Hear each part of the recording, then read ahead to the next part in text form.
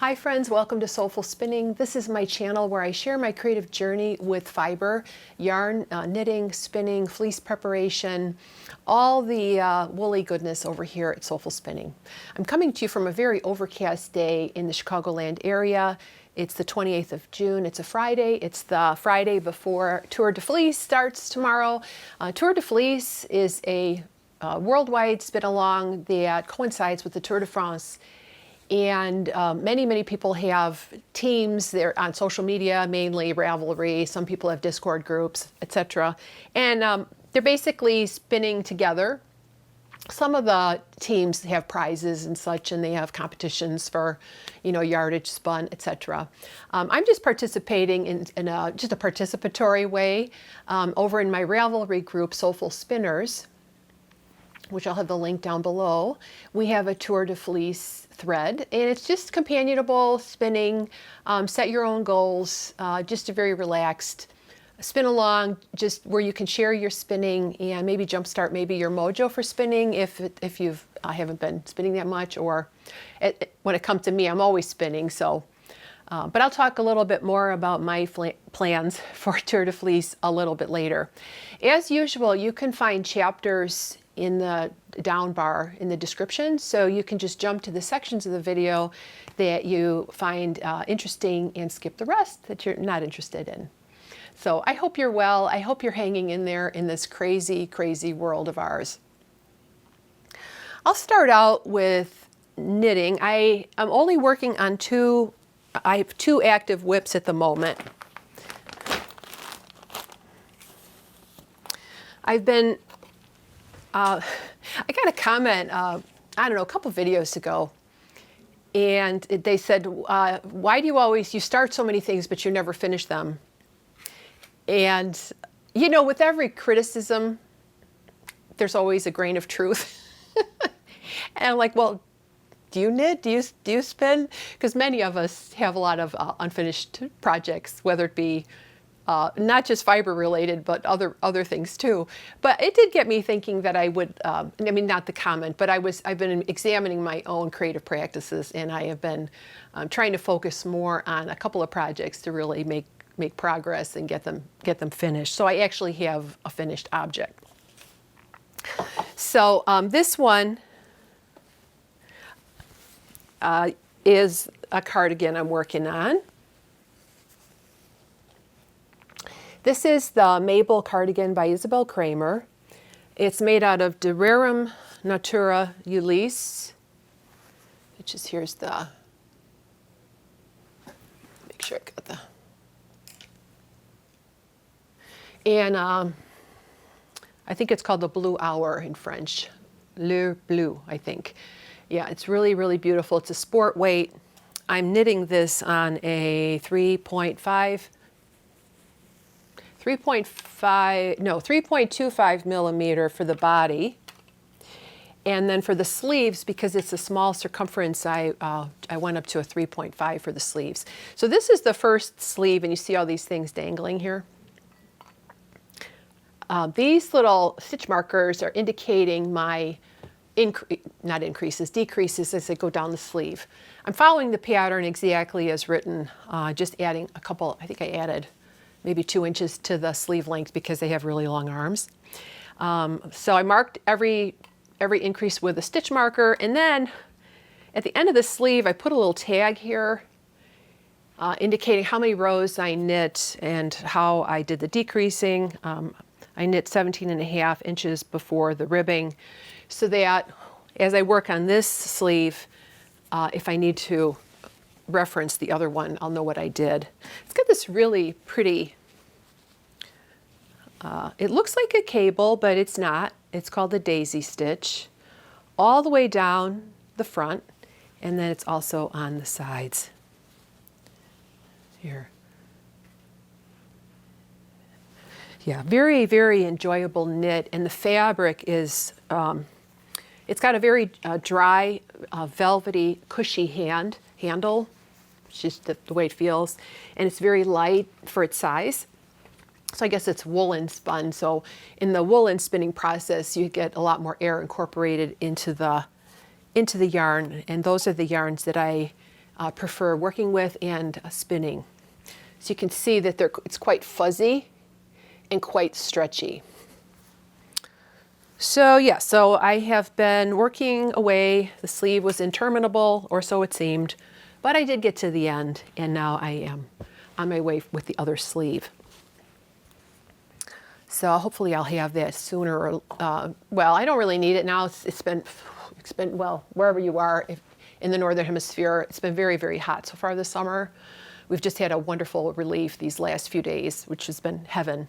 Give me a nice, cloudy, cool day after all that heat and sun. So I don't really need this sweater, though I think it would be nice in an air-conditioned space. So yeah, so that's my jumper cardigan that I'm working on. And then my other whip, work in progress, is a sock. Last time I recorded, I showed the yarn that I had picked out for these socks. This is a sock from the Charlotte Stone book, Charming Colorwork Socks, and yes, my foot really is that big. I'm a US 42, I mean, no, a Euro 42 or US 10 and a half, so I got quite big feet. So yeah, it takes a little bit of time to knit a sock for me. This one is, I'm onto did the color work, which turned out a lot nicer on the second sock than this one. And then I've got the heel flap and gusset. Now I'm just working on the foot till about 7 inches, and then I do the color work around the edge, and then the toe, and close it up with grafting. So the yarn I'm using is from Prism Yarns. I don't know if I don't have the tag with me. It's called Prism Yarns. The colors are, the purple is soft lavender, the green is avocado, and the light green is called pistachio. And I started the sock on a 2.25 millimeter needle. I cast on 64 stitches. And then in the pattern, she has you increase a certain number of stitches at the same time, going to a bigger needle. So she recommends just going up 0.25 to 2.5. Well, what I did is I went up to a 2.75 for the color work on the leg, because the last color work sock I made, the first color work sock I made for last Christmas, I made the hot cocoa socks. The first sock's really hard to get over my heel. So I decided to go up to a 2.75 for this part of the leg here. And then you go back to your 2.25 for the heel flap and gusset and body. And then because of the toe doesn't really have to fit over your heel. For the toe, I just went with a 2.5 millimeter needle for the toe. And I tell you, doing a colorwork sock, the cuff goes really fast because it's so engaging, the knitting. I have been knitting colorwork using the two-handed method, the pattern color in my left hand, the background color in my right hand. And that works really great for thicker yarns. But I found that with this thinner yarn, my tension was really not very good. So I watched Charlotte on her Instagram reel, and she knits with her right hand for both colors. She just drops the background color and then picks it up again when she needs it. And I was pretty much doing that anyway with my left hand. So for the second sock, that's what I chose to do. So for the second sock, I did a lot of all the color work here just with the one hand. So you can see, here, I'll get you close up. Of course, it has to be blocked. And the biggest challenge for me with these colorwork socks, I did them on a magic loop, is when you go from one needle to the other needle and you have a float. So I would really stretch out the float as much as I thought I needed, but it's never enough. So you'd always need a little bit more. So you can see a little bit of drawing in here, right here where the needle switch. But I think that's going to block out okay. And I just think they're so cute. they adorable? I mean, I don't even want to wear them. I don't want to ruin them. So, yeah, so that'll be my second sock out of this lovely book here. I happen to have it right here. Charming Colorwork Socks by Charlotte Stone. So yeah, the next one, there's a bunch of them I want to make. I want to make these swan socks here. They're blue with a white swan. I think that's really pretty. Called Swan Lake. I want to do that one. And I'm doing the easier ones. She's got one with, it's called gelato socks. I might have to make these because every night I've been having a small ice cream cone. And I thought that would be fun, just pick my own colors. Isn't it just charming? Very, very cute. So I think I want to make those. And then what other one I wanted to make? There's just so many cute socks in here. I think there's, oh, this is the picture of her original, you know, her choice of colors. And then here's my sock. So yeah, quite a bit different, but you know, kind of maintaining the same idea. Yeah, what else is in here I wanted to make? Yeah, she just has a way of writing the pattern. Like for example, adding this color work at the toe just makes you want to get to the toe faster. And so it kind of keeps your motivation when you're knitting your sock. So yeah, those are the two knitting projects that I have been working on. I've been doing a lot of fleece preparation, and I've been doing some carding that I want to share with you in this episode. Make sure my mic's okay. I do have I know every time I always talk about dream knitting, but I was in my stash. I have a pretty substantial stash that I'm going through. I have an extra room. It's like an attic, basically. It's storage. And I found this beautiful, I have 1,600 yards of this beautiful yarn here. Just at it. So here's the hank. I purchased this yarn. It's got to be 10 years ago. Well, maybe less than 10, but it's been a while. I bought it, I think, at a Fiber Festival, I think Wisconsin. It's called Solo Silk. And it's 50-50 fine wool and silk, and it's by Brooks Farm Yarns in Lancaster, Texas. And it's these beautiful shades of blue and green. So I had actually started, why am I holding this double-pointed needle? I don't know. I found it in a bag with this on it. And I think it was a little shawlette that I was working on, and it just got put away. But you get an idea of how the fabric's gonna knit up here. So I will retrieve this yarn. It's even got my little Addy stoppers here on the end. But I think it's going to make a nice, well, what am I going to make with this, you may ask? I'm going to make the You May pullover by Isabel Kramer. Isabel Kramer, in her group, she's having a summer top knit along, and she had a bunch of her patterns on sale, and I bought one and printed it up, and then I knit up a swatch, and I'm going to use a 3.5 millimeter needle for this one. But that needle is currently in my Mabel cardigan, so I'll have to get that one done. But in praise, you know, I have so much beautiful yarn in my house. I mean, just yarn that I fell in love with when I purchased it, either at a fiber festival or a yarn shop. And then it was just out of sight, out of mind.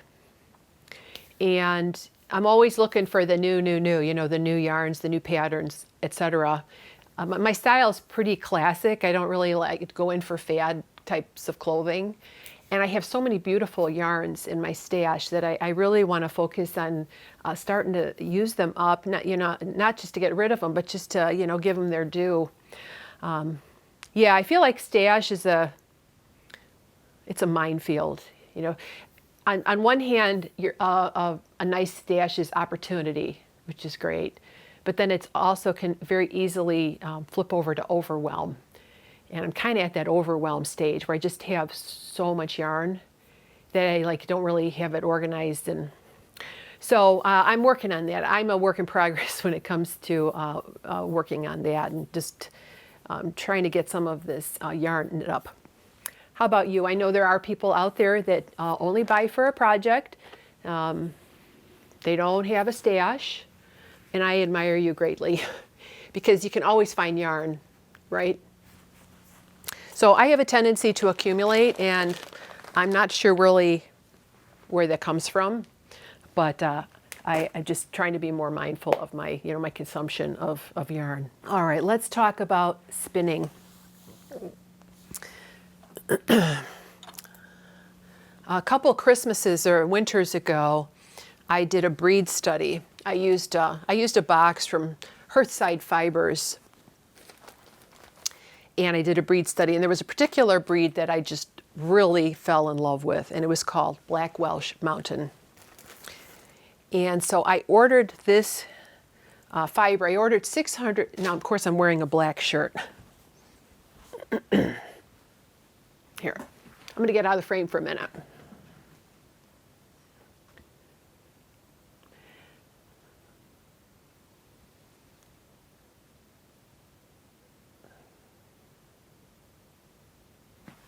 I just love my little pink ties. I found a little bit of scrap yarn. This is 600 grams of Black Welsh Mountain, spun to a DK light Aran weight yarn on my double treadle Lendrum. I mainly used a 12-to-1 ratio. And I used Paula Simmons' spinning for softness and speed methods. Basically did it as a one-handed, as trying to, every time I try to find a thumbnail, I have a hard time because I never stop talking. Anyway, I spun it for softness and speed and applied it up on my e-spinner, and now I have, I haven't done the calculations, the yardage yet. I think what I'm going to do is take one of my smaller hanks here and estimate the yardage, and then set up a proportion and do an estimate on how much I have. I have plenty for a sweater. So let me show you how consistent it is. It really, woolen yarn can be very, very consistent. It's hard to see because it's black, of course. It doesn't have much elasticity, and it had a fair amount of Kemp, which are these shorter, hairier type fibers that really came out in the spinning of the singles, and then in the plying. I had to vacuum up every time I did a plying session. I applied this on my Ashford e-spinner, and these have been washed and set. And they have so much, it's crisp, it's woolly. If I put it next to my face, it feels, or my neck, it feels a bit scratchy and pokey. But on my arms, it feels really just nice and like a really good wool. Super excited. I started this spin, I think one of my January goals, January of 2024 goals was to finish spinning the singles on this. Well, I just finished this week. But this is destined to become the Callius cardigan, another pattern by Isabel Kramer. So Isabel Kramer, I guess I'm on a kick with her pattern. She just really writes a pattern that's easy to follow. And when you look at all the FOs on actual bodies, they just look really good. So I don't think you can go wrong with one of her patterns. So yeah, I'm really chuffed with myself that I finished that spin, trying to clear off some bobbins for the Tour de Fleece spin along that's going on. All right, what else? All right, in the way of fleece preparation, I'm fortunate enough to have not one but two drum carders.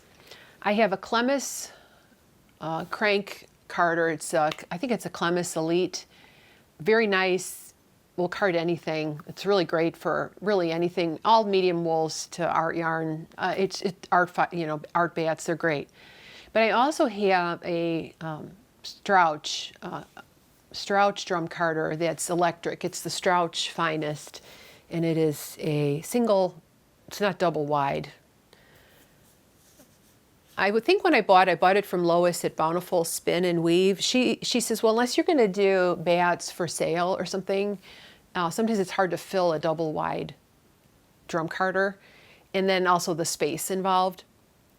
It's got I think 128 tines per inch on the big drum, and this carder is so nice because the liquor in are these sort of like teeth, like they're I don't know, they were proprietary. I think Strouch took over the Frick company, and the liquor in the intake drum does a great job of not collecting fibers on it. Like I threw in silks in there, Angelina fiber, sari silk waste, and it doesn't get stuck on the liquor in, which is really nice. And it's electric, so it speeds things up a bit. Mainly it saves your shoulders and arms because you don't have to do so much, you don't have to crank. But let me show you what I carded up.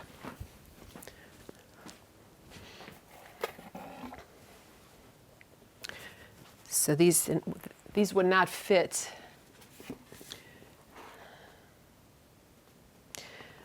So these are my samples. These are little nestlings, little bats. That I carded up with assorted fibers. I'm super excited about these. They're so fun.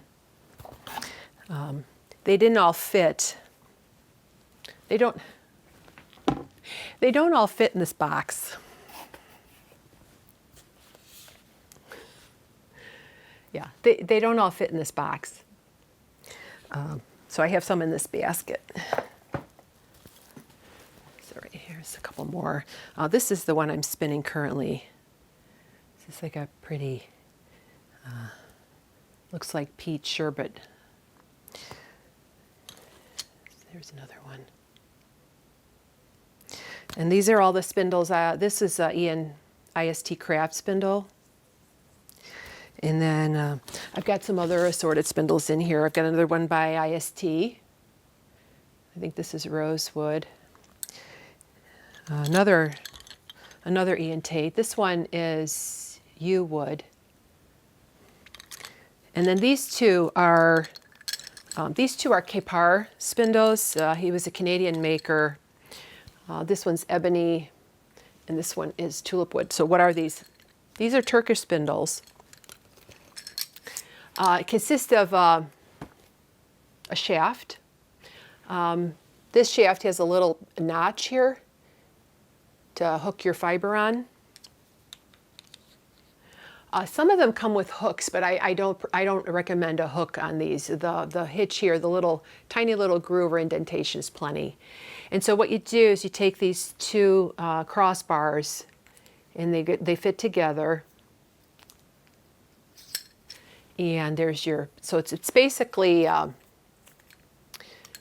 bottom whorl spindle.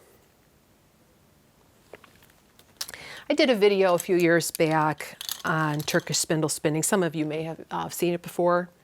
I will try to link that in the description below. But yeah, these are just a lot of fun. A lot of fun to spin. So yeah, I've been just well, I basically started the spin.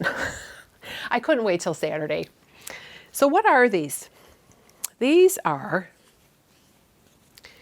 okay, so have you heard of Inglenook fibers? If you're a spinner, you know the good sisters at Holy Nativity Convent. They're Greek Orthodox nuns in Massachusetts, Brookline, Massachusetts. And Macrina and Steffi are artists. They do painting, they do iconography and so on. And they create these fiber preps called stickle bats, which is a play on a term that I think Bilbo Baggins says in Lord of the Rings. He says, "Oh, sticklebacks." I think it's an animal, but anyway, they call them sticklebats. And they're basically, I've spun many of their little bats when I used to be able to buy them. Because they're almost like they almost have a cult following now. They have updates and it gets real competitive, and they're small producers, and bats do take a long time to make, so well worth it. But I had a braid of Inglenook fiber in my stash. It was the superwash merino, and then it had regular merino and silk, and it was called White Council. And it was sitting in my stash for actually quite a number of times. So I pulled this braid out, and I thought, well, maybe I could make my own. Now, the inspiration came from a talk that the ladies, the sisters, gave at Maryland Sheep and Wool in 2022. They did a presentation of their process, their inspiration, the things they do at the convent, and it's well worth a listen to. Very inspirational. But they also have a couple of videos where Macrina is carding a semi-solid bat, and it's with music, and there's part 1 and part 2, and I thought, well, I could try to replicate that. Imitation is the highest form of flattery. Like I would never try to sell anything like this. Well, first of all, I don't have the artistic vision, but they're inimitable. they can't be duplicated. But I think I came pretty close, because the spinning of these is very, very similar to my experience spinning their stickle bats. And so they basically use a lot of analogous colors, and then but they have so much dimension to their fibers. They don't just use like one shade of green, for example. They have multiple shades of green when they use green, and then they use these color pops, color pops from the opposite side of the color wheel. Just trying to find all my samples here. So let me show you what I've spun up so far.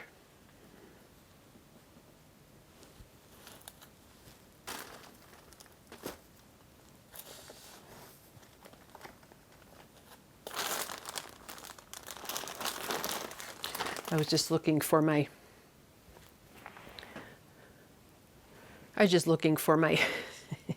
my color wheel. So these are my little minis that I created so far.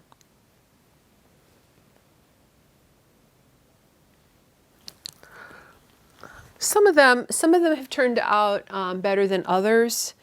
My favorite one, I think, is this one. It's a cream with all these different shades of orange and little pinks, and for this one, I think I had too many add-ins, detracting from the rose shade that should be dominant. So I'm reading up on color theory, and I actually am waiting on Color and Spinning by Deb Mentz. I found a used copy on eBay. It's supposed to come within the next few days. Because I know about color, but I don't have the experience of actually working with it, and percentages of analogous and complementary colors and what's pleasing. And then, but it's a rabbit hole, and it's really fun to read about color. I do have some watercolor paints that I've played with before, so I kind of know how colors mix. But anyway, I wax poetic. But yeah, I thought, well, why don't I just make my own sticklebat wannabes? Because I just, the stars have to align, and you have to have your clock set, and you have to be, lickety-split with your fingers in order to get a set of their bats. And really, you can make your own. You can make your own at home with a blending board, even with hand cards, you could make something similar. And so I do have quite a lot of add-ins that I've accumulated over the years, little silk oddments and sari silks I've picked up here and there. So I filmed some footage of me making some of these little bats, and I thought you would be interested in seeing my process. Again, I'm not an expert. This is just me playing with the fibers and being inspired by Inglenook and just the colors. So I'll pause here. I'll see you in just a couple of minutes, and I hope you enjoy this little carding interlude. So this is my inspirational braid. It's a braid from Inglenook fibers I bought years ago, I think when they still had an Etsy shop. I've already used some of it up. And it's just a blend. And it's got really shades of yellow and orange into purple and then blue, and then it repeats on the other side. So what I'm doing is that I'm taking off segments of color. So here I've got some yellow, and it's pretty compacted because it's been in my stash for a while. And I'm mixing it with a bunch of different, mainly silk, Angelina Sparkle, mohair locks.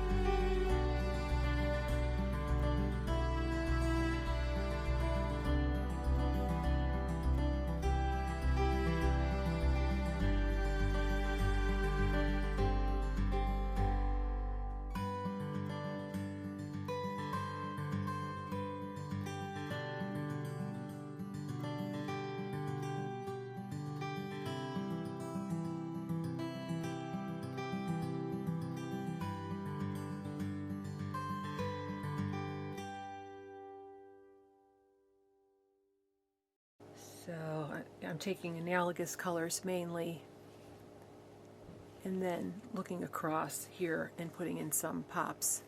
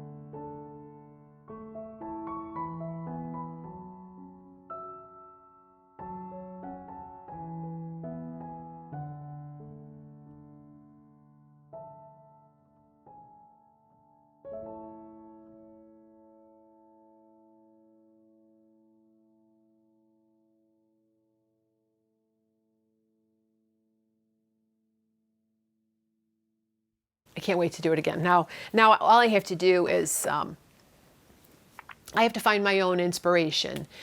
So I was thinking of, for example, you could use this flower arrangement here, and you could create a set, So maybe take lilac and rose shades as your dominant, maybe different depths of shade, and then, pop in some white and some yellow, a little lime green, a little chartreuse always perks things up, I guess. So yeah, it was really, really exciting. I had so much fun, and I was thrilled. I had posted some progress on Instagram, and I hashtagged Inglenook Fibers, and Mother Akrina, she responded. I was like fangirling, I was so excited. But yeah, anyway, so that is one of my Tour de Fleece projects over the next 3 weeks. I'm going to spindle spin. That's my Turkish spindle project. So what else? A couple of new, well, actually only one new thing came my way since I last spoke with you. So the stickle bats are pretty much impossible to get, but the braids are not. You can totally get an Inglenook braid. So I did set my clock, but it was 5 p.m. here, and I purchased one of their Tour de Fleece braids. So I got this beauty. Look at this beauty. It's Polworth Tussa, and it's called Bologna. Isn't it beautiful? So I'm going to try to challenge myself with a couple of challenges with this Tour de Fleece. This is the first time I've ever really participated, per se. I've never spun a fractal. And I actually, despite the fact that I have a fair number of these kinds of braids in my stash, I'm intimidated by how to spin them. What to do with the colors. And so that's why it's like tearing it apart by color. Like you could totally take this, you could divide up the colors, and then you could card it with hand cards or your drum card or with different add-ins, and that you can make your stickle bats that way, or your wannabe stickle bats. But so one of the things I was going to try to do is I'm going to do a fractal. This is a mirrored gradient, so it's yellow. It's yellow into orange into pinks, and then a green, and then it goes the opposite way on the other side. So I don't know how it's going to work out, but what's the worst thing that could happen? The colors are beautiful. I'm going to do a 2-ply fractal on that. And that's one of my, they have 2 challenge days. So I guess here, let me just pop this in here real quick, or maybe do that later. I'll do that later. So I guess the bikers have 2 like super challenging days where they're doing mountainous terrain or hills and so on, and they're on Sundays. And so there's 2 rest days after these so-called challenge days. So us nerdy spinners, we have to set ourselves a challenge. I mean, I don't know if I'd be able to do it in a day, but maybe that weekend and rest day, I could get that fractal spun. I know the process in theory, I just haven't done it in practice. So I'm kind of excited about that. And what else do I want to spin? Well, yeah, we're talking about Tour de Fleece plans now. So I was going through, again, I'm going through my stash, and I found this. I remembered I had this, and I wanted to find it. This is a sheep to shoe kit. And it's 8 ounces of superwash merino that I purchased from Tony at The Fold. So The Fold was a fiber shop in Marengo, Illinois. And a friend and I went, I think she had like a Memorial Day sale or something, and we went up there. Either that or I bought it at a little fiber event where Tony was there. Yeah, I think there used to be like a Midwest fiber fair. And so look at this. It's a kit. Look at these colors. Look at these colors. Oh my gosh. They're so pretty. Oh my gosh, they're so pretty. 8 ounces. This is huge. I could wear it as a hat. Anyhow, spin and knit your very own super cozy, colorful sock yarn. 8.5 ounces of superwash merino top with instructions on how to hand spin yarn to meet our Socks That Rock standards. Ginger Plumalicious is the colorway. So I usually spin yarn in a 2-ply. I don't usually do 3-plies. Don't know why, just haven't really done, I've done very, very little 3-ply. So my challenge that I'm going to set for myself this tour is to spin up this 8 ounces. Now you guys are going to hold me to this, and in a month's time you're going to be like, yeah, whatever happened to that? Whatever happened to that project you were working on? But yeah, I can't stop looking at it. It's just so pretty. It's so pretty, isn't it? Yeah, okay, enough. Anywho, I think I'm gonna spin this on my little gem spinning wheel. It's a Major Craft little gem. I have the lace flyer on it, and the, excuse me, the readers just fell.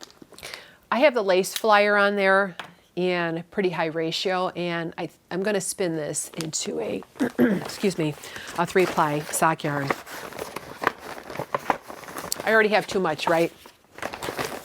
All the little fiber nests, the fractal, and the Socks That Rock. So those are all my colorful spins. That's the other thing I got to comment. I've gotten this a couple of times where people say, why don't you ever spin color, you know? I love, natural shades. Well, good point. Why don't I? Because I love color. So anyhow, so those are 2 of my, 3 of my Tour de Fleece spins. Oh, I have another one. So I thought I would, basically I want to spin every day during the tour, even if it's just a little spindle spinning. And I want to spin on everything, so I'll maybe rotate. So I want to do a drop whirl. What am I going to do on my drop whirl? I don't have anything.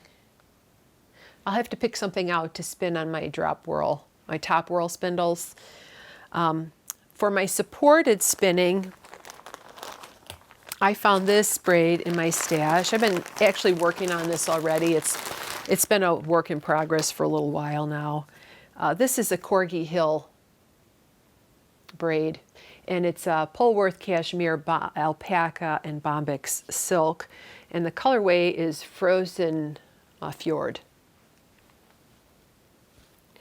This is beautiful sky blue. I don't know how these hand dyers, I don't know how they do this, but I want to learn. I want to learn how to dye my own fiber. I'm really excited about that. So yeah, you don't need to hear the crinkle. But I am spinning this. I do have a little bit of this on my, one of my Tibetan spindles. This is a Tibetan spindle by Spanish Peacock. Another maker with sort of cult status. Kind of hard to get a hold of their, and there go my notes, that's okay. So, yeah. So I'm spinning this on my supported spindles. I have a couple more here that I started.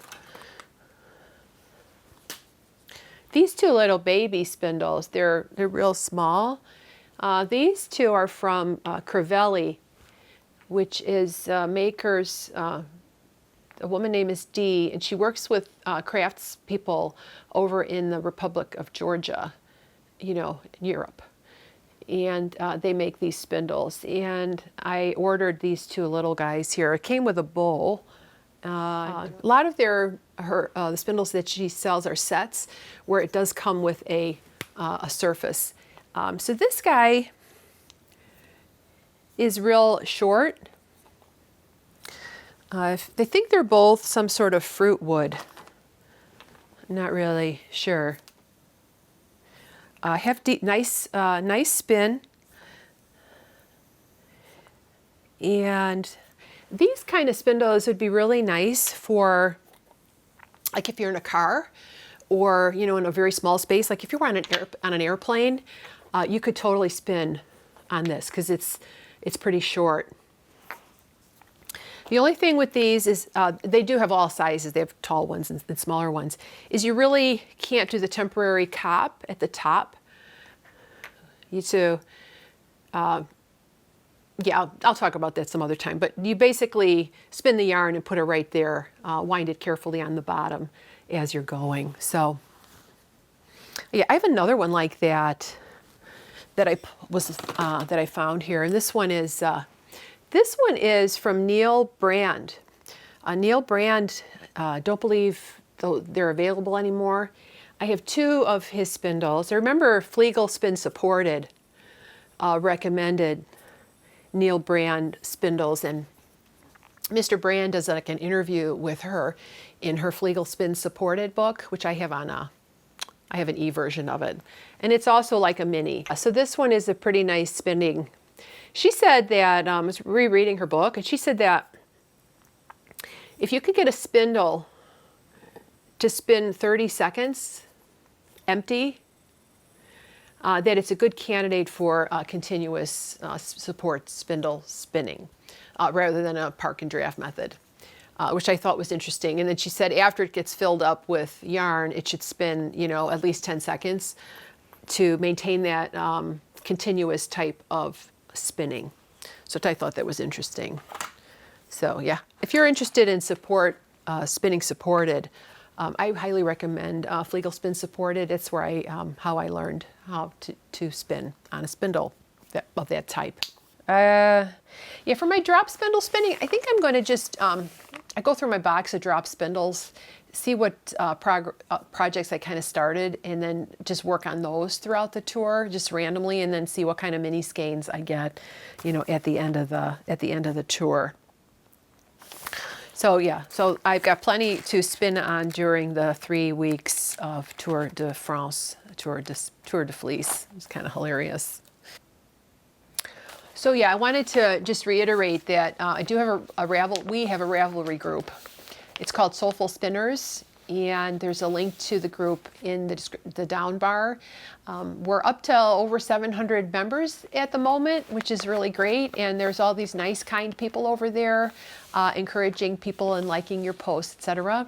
I read everything. I try to give everything a love or an interesting. Don't always respond because I know that sometimes those Ravelry threads can get sort of overwhelming, and it's kind of hard to find your way in there sometimes. But do please go check us out over there. There's an introduce yourself thread. There's all kinds of fun stuff going on over there. Another rabbit hole that I want to go down, and it's color in spinning.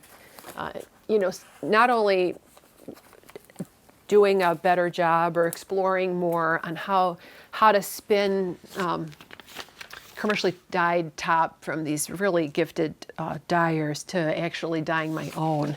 So I have this pile of books. On the top is a little Tour de Fleece agenda, schedule, calendar, if you will. And there's a link to this. This is Sip and Spin. I believe she's a school teacher, you can tell. She created this in her own group, and she very happily allowed us to share that in the Ravelry group. So if you need something to keep yourself on track, and then also on here she's got all the, you know, the rest days, mountains, flat, time trials, all the things about the tour are on there. So thank you so much. I don't know her first name, but she's a sweetie. Really got she's a seamstress and a very accomplished maker. So anywho, all these books but one are books about color. So I have this one. This is Exploring Color by Nita Leland. My husband purchased this for me for Christmas in 2008. And inside here I have the Dharma color chart for all their acid dyes. And it's Exploring Color because I'm kind of a wannabe artist and I do have some watercolors. And in here she talks about color theory, color schemes, from a very heavy, obviously painting, especially watercolor background, but it's applicable to acid dyes and color and spinning as well. And she has these exercises in here about value, working with color schemes, palettes, warmths, darks, everything about color from an artistic standpoint. So I was thinking of mixing up a dye stock solutions with 3 primary colors and doing some of the experiments with fiber on just white fleece and see what comes up. So if you have a dye that you really like, if you dye yarn or wool, if you have a brand that you really like, I'd love it if you would let me know. I have some, I want to use up what I have. I have some jacquard dyes, I have some Dharma dyes, greener shades, and I have a lot of the secondary and tertiary colors but I really want to get like 3 primaries, maybe plus a couple extras to really kind of, do my own experimentation with color. So, and then these other books all have something to do with color. So these 2 books here, this is the Twisted Sisters sock book, and it's all about dyeing and knitting up a yarn for socks, which is really a lot of fun. It's an older book. I picked it up from Thrift Books, and she has instructions in here on. It's really a lighthearted look at sock knitting and kind of working intuitively, but also has some theory and some practical exercises in here. But I just wanted to show you, there's a lot of color photographs of just really fun socks. So that was a used book that I've been reading. My problem is I read too many different books, and each one might give you slightly different advice. And now I'm all mixed up, and I'm not exactly sure. So I need to just stick with one set of directions, try it out. But I tend to want to, really research things before I try. But this one is another book, hand dyeing yarn and fleece. This is heavy on yarn, but it would be applicable to fleece too. Yeah, she uses Cushing Profast dyes, I think, but you could do the experiments with any dyes.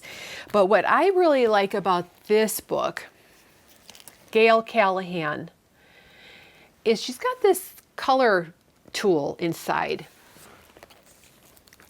And she said, if you're not sure what you should do with color, pick a color that you really love on the chart. So let's say, I am in love with this chartreuse, which I kind of am.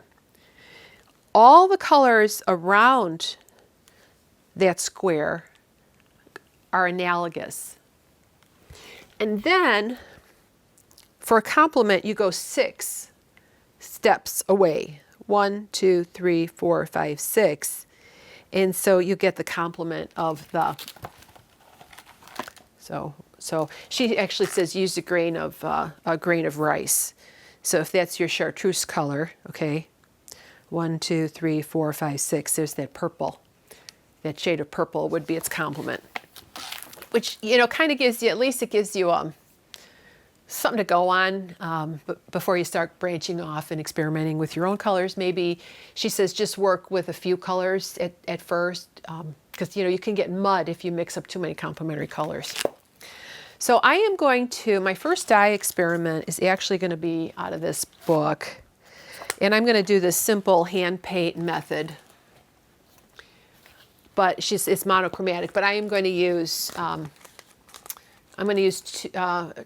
shade of purple. I have some Dharma dyes that are purple, like a berry color, and then I'm going to use a little pops of chartreuse and maybe a little bit of yellow.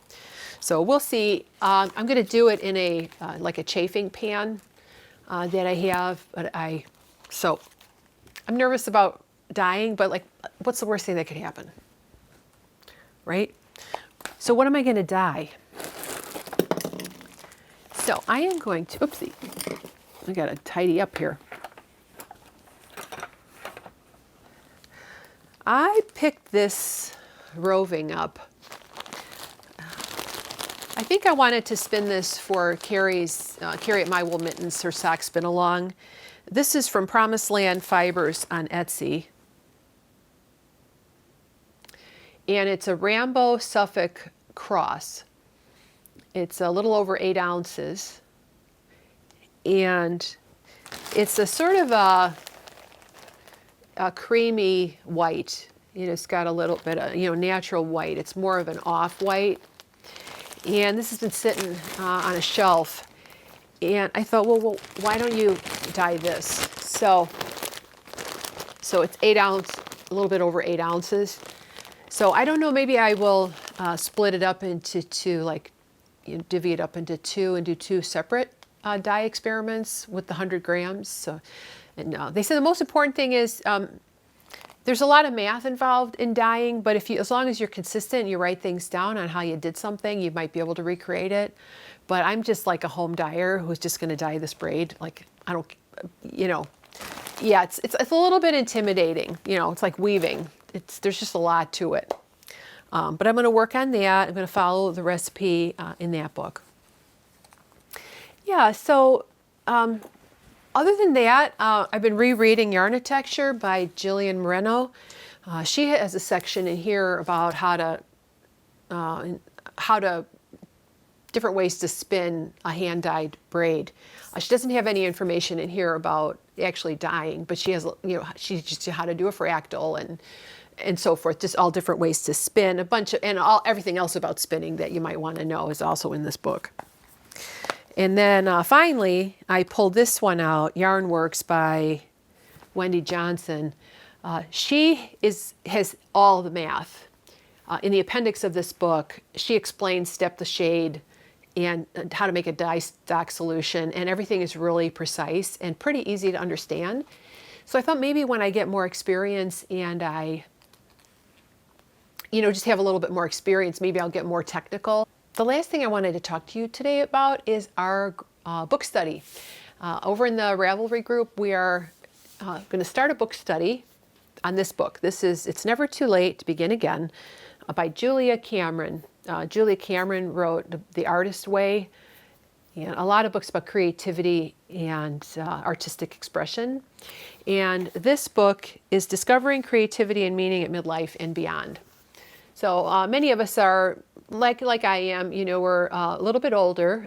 Some of us are working part-time, or we've retired from the world of work, and we sort of want to rediscover, enhance our creativity. So we're going to do a book study. It's going to start officially, it starts on July 1, and it's going to go through the end of September, the 30th of September. We've already been reading chapter 1, and I've been doing the morning pages that she recommends. I've been doing that for about 3 weeks now. I've been doing morning pages. I actually credit the morning pages to sort of jump-starting my focus on what projects I want to work on, what's bothering me, what pile of stuff do I want to get through, get rid of, dispose of, use up. It's really getting me to examine, be more mindful of my motivations for doing things. So yeah, I've been doing the morning pages, free form, stream of consciousness writing. You write shortly after you wake up.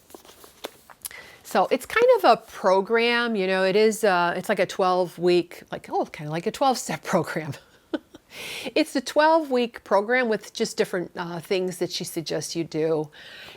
And so we're going to read it. You don't have to follow the program. If you just want to read it and discuss with us, we would love to have you over there. By the time this comes up, I should have a link to a Google form. I'd like to invite those people that want to discuss it via Google. We're going to do a Google Meet. It's web-based conferencing, web-based program that we can use to talk about it. And I'd like to have some, FaceTime with you guys. So I will be sending those out. I'll send that form out probably through Ravelry. But if you're interested in the the book study, you can contact me via email.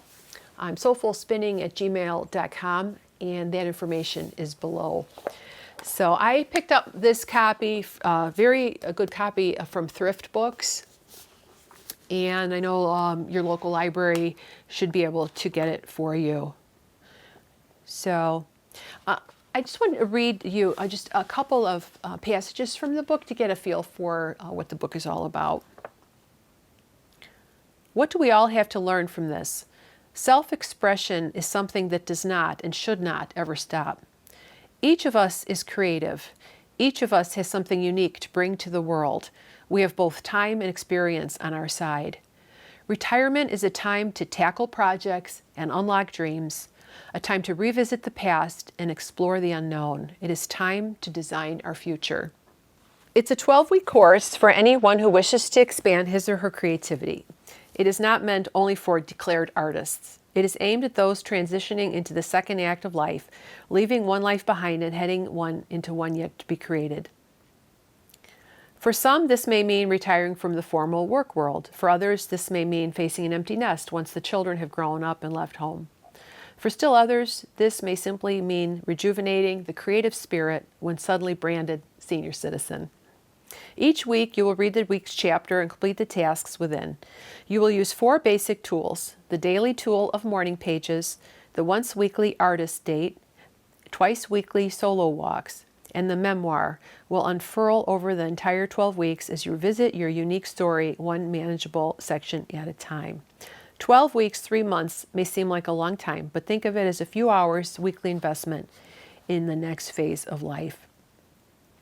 So yeah, the only one I've really been doing is the morning pages so far. It's 3 daily pages of longhand stream of consciousness writing done first thing in the morning for your eyes only. And then memoir is a weekly guided process of triggering memories and revisiting your life in several year increments. Artist dates are once weekly solo expedition to explore something fun. So for me, last week I went to the office supply store because that's fun for me. And yeah, I just looked at the school supplies. For my morning pages, I just used a really inexpensive spiral notebook, writing with a pen, not with a computer. And then walking, 20-minute solo walks twice weekly. So some of those are challenging for me. I can't walk without my dog. I can't walk without hubby sometimes. But yeah, we're gonna read through it and just talk about the book. Give me, just see if you glean anything that's interesting out of it. Share what you're comfortable with. Share your experiences. So, for example, in the Ravelry group, we have people talking about artist dates. I went to a fiber festival, or challenges with writing morning pages, and so on. So, it's very low, easy peasy, companionable read. I hope you are. If this is of interest to you, please do get in touch. And we're basically it's going to be through the forum. If I don't really want to do like a Facebook or a Discord or any other, there's just too much to keep track of. But yeah, we'll be reading this over the next 3 months and just talking a little bit about our experiences with the book. Well, if you're still here at the end, I thank you so much for spending time with me. I hope June was good to you. I hope July is a good month for you. And I will talk to you next time. Take care, everybody, and have fun spinning and knitting.